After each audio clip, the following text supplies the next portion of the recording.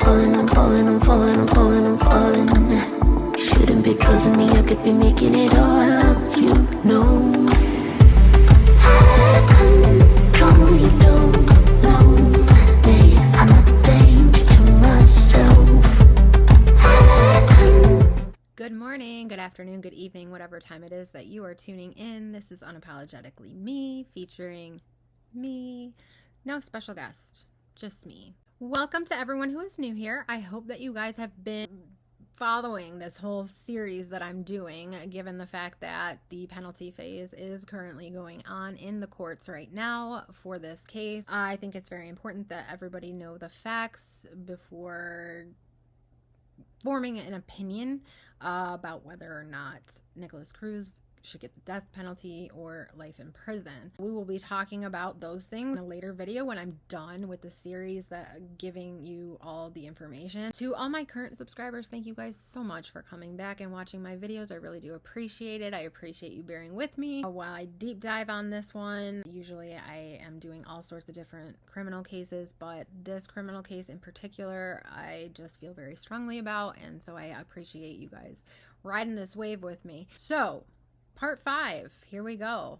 We left off getting into what would have been a normal high school happening for most kids, but this proved to be a catalyst for Nikolas Cruz. And I'm talking about a high school relationship. I don't know, this is no offense to this girl because she wised up very quickly, but I don't know what any girl would have seen in a troubled kid like Nikolas Cruz, but he did catch the attention of a girl, albeit briefly, by the name of Emily. They began dating in March, and it didn't take Emily too long to realize a relationship with a kid like Cruz was a big mistake. After confiding to her friend that Cruz was emotionally AB towards her, her friend told her to end the relationship. In April, Emily ended things with Cruz, but as many people know, leaving a DV type relationship isn't as easy as it may seem, and it doesn't always put you out of danger. This was no different. After the breakup, Nikolas began stalking Emily and threatening her that he was going to kill her.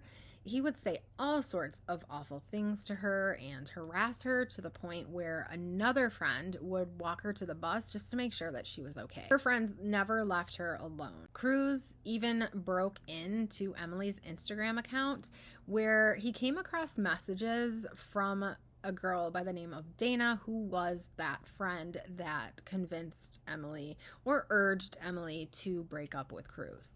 And believing that Dana was the sole cause of the breakup, Cruz began sending her threatening messages as well, saying that he was going to kill her and her family for taking Emily away from him. Dana had submitted a written report to Kevin Greenleaf, MSD's head of security. And she told him about the death threats and offered to show screenshots as evidence. But she heard nothing back from Greenleaf or any other administrator. She had assumed that that must have meant that school staff were handling it. They weren't. About 6 weeks after Dana had reported Cruz's threats to Greenleaf, she was sitting in class when the door all of a sudden opened and Cruz walked in. He was not in that class. He wasn't supposed to be in that class, and yet he walked straight up to her. He stood over her, staring at her, breathing loudly. Everyone in the classroom just got quiet. They're waiting to see what Cruz's next move is going to be. Security monitor Ann Ramos enters the room, and all she said was, "Someone here isn't where he's supposed to be." So she took him out of the classroom, and if she had brought Cruz to the office that day for it, it was never officially recorded. While students, campus security, and administrators were well aware of Cruz's alarming behavior, he did conduct himself quietly and unremarkably in many of his classrooms. Students and teachers insisted that in his own way, he was trying. One math teacher wrote, "He tries very hard and works with the only high-level student in my class on a regular basis. He can be quite disorganized, but he seems very committed, and his work is always complete, just not usually correct. On paper, Cruz's first semester at Marjorie Stoneman Douglas was a great success. Cruz had only one disciplinary incident officially reported. There was nothing on his IEP about the threats or anything else. While most of these videos that I'm making are about the school system and the failure there, I cannot and will not ignore the failures of the Broward County Sheriff's Office. Sheriff Scott Israel signed the promise agreement and ended up applying that same philosophy to the streets, declaring that we measure our success by the kids we keep out of jail, not the kids we put in jail. Crime statistics during this time in Broward County had stayed relatively stable over the past decade, but just as the school-based arrests in Broward County plummeted from 1,056 to just 392 from 2012 to 2016, juvenile arrests plummeted from 6,853 down to 3,644. In the days following the shooting, the sheriff's office admitted that it had received 23 calls to Nikolas Cruz's home since 2008, none of which resulted in his arrest. There had been rumors swirling that the police had received more calls than that, but the Broward Sheriff's Office issued a press release insisting that since 2008, the Sheriff's Office responded to 23 incidents where previous contact was made with Nikolas or his family, and asked for people to please stop reporting 39 because it's simply not true. Indeed, it wasn't. The final tally, which the sheriff's office eventually acknowledged, was actually 45. It was said, and I'm going to throw this in there just to be completely transparent, it was said that some of those calls were for his brother Zachary, who was also having issues, nowhere near what Nikolas was having, but Zachary, had some trouble with the law as well. Then there were other calls that were made to his house that didn't have any specific reference to either if it was for Nikolas or if it was for Zachary. But either way, the sheriff's office indicated in its defense that many of the calls were regarding matters too minor for the officer to even have filled out an incident report. You remember Edward Eason? I mean, given that he didn't see it fit to fill out a report when he received word that Cruz had threatened to shoot up the school on Instagram, I'm not very convinced that that's a very compelling defense. The problem with zero incident reports is that there's no record being built. Any documented evidence that Cruz was dangerous or violent could have kept him from being able to purchase a firearm. It also could have shown up to other officers who came in contact with him if it was their first time. A neighbor said that Cruz had shot his son with a BB gun, but that the sheriff's office didn't do anything.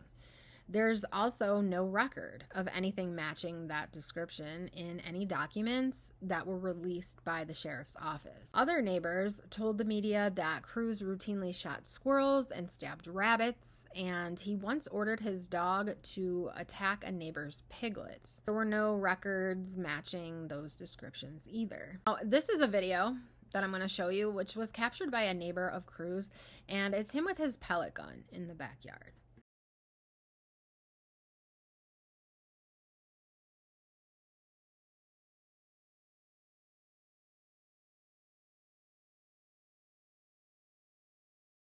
I want to say something about this pellet gun because he had begged his mother, Linda, for this pellet gun, and she said no several times. A teacher advised that it would not be a good idea for her to buy him this pellet gun or allow him to buy this pellet gun when she brought it up in a conversation about Cruz's behavior in class. So how did he end up with this pellet gun? Well, Nikolas Cruz was receiving in-home therapy from the Henderson program, and his therapist told Linda that it would be okay to allow Nikolas to have this pellet gun or BB gun as long as she used him getting it as a positive reinforcement. And so that's what she did. Officers from other departments told us that if they had received this many calls about the same juvenile, they would have watched him like a hawk and not have been shy about making an arrest. But if Sheriff Israel judged his success by how well he kept juveniles out of jail, then up until February 14th of 2018, Nikolas Cruz was perhaps his most striking success. Fall 2016 rolls around, and at the beginning of the year, one of Cruz's math teachers from Westglades found out that Cruz was going to be in her class, and she refused to step foot in the same classroom as a student who had previously threatened to kill her. What was done about this? Administrators simply rearranged Cruz's schedule. Several students said that they had friends whose parents had complained about Cruz in their child's classroom, and the school responded by changing their schedules as well. So a new school year had begun, but Cruz was not over his breakup with Emily. And when another male student befriended Emily, he began receiving threats from Cruz through Emily's Instagram account, just as Dana had. Anea was of mixed race, Italian and Black. So in addition to Cruz harassing him with death threats, he also shouted racist slurs to him every chance that he got. Anea, like Dana, submitted reports to Greenleaf about Cruz's threatening messages and behavior, but again, school staff did not follow up. On September 20th of 2016, Anea, Dana, and several other students were eating lunch in the school courtyard. All of a sudden, they heard Cruz scream, "Hey, N-word, F you." Water bottle flies at them. It's meant to hit Anea. It bounces on the ground nearby, and before anyone knows it, Cruz is practically on top of Anea, punching him. Anea was much bigger than Cruz. Yet Cruz was so just feisty. He held on, he was tenacious, and at one point he attempted to bite Anea's face only to catch his hair in his teeth, and he actually just held on that way. There's a video of Cruz fighting. I'm not exactly sure if it's the fight with Anea or it's just another random fight. He did get into a lot of fights at school. It's just they weren't reported. This recording came out, and so you can take a look at that.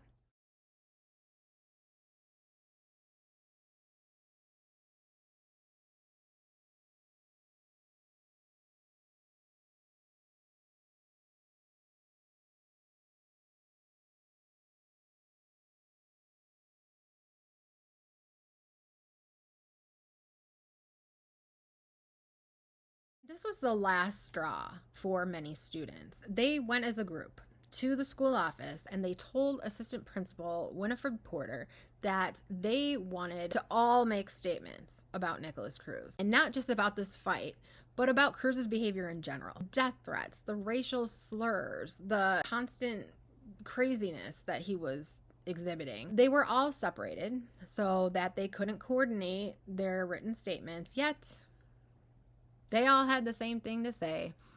Cruz had threatened to kill them and or their families. He threatened to RAPE people. He brought dead animals to school, knives to school, bullets to school, in which one student urged administrators to search his backpack. And he would stare at other students through binoculars at lunch. They were all worried about the next time Cruz had a problem with somebody that he might end up pulling a knife on someone or something worse. One female student even reported that she had nightmares about Cruz shooting her or stabbing her every single night, to the point where she couldn't go to school because she was so afraid. Administrators had searched Cruz's backpack and they found bullet casings. They reported it as casings. A lot of kids said it was bullets, but bullets or casings, regardless. Cruz told them that they were from hunting to get food. And then he said, "Isn't that what normal people would say?" This kid knew what he was doing. And you know what? Let's do a quick recap, okay? Deeply disturbed student with a history of threatening to shoot up the school and kill his peers, calls another student the N-word multiple times, gets in fights and attacks people multiple times. And at this point, 5 students have provided written statements to the assistant principal that Cruz had threatened to kill people and brought weapons to school.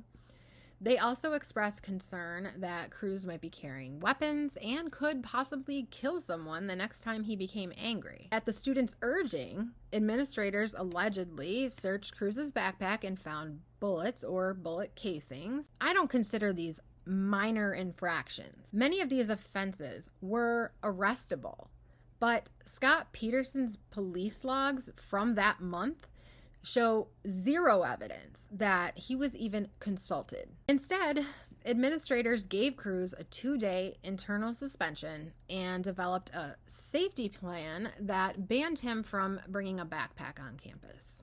So the obvious rationale behind that is if he has a backpack, he could potentially bring a deadly weapon to school and kill people. They decided that Nikolas Cruz was too dangerous to be allowed on school grounds with a backpack, but he should not be arrested. As astonishingly absurd as this may seem, it's actually entirely faithful to the philosophy of the Broward County School District's policies. As expressed by Superintendent Runcie, we are not going to continue to arrest kids and give them a criminal record.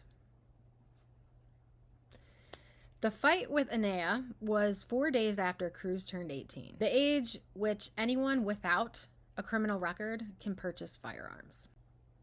So, we're going to wrap up part 5 and go into part 6, but I wanted to throw something in there.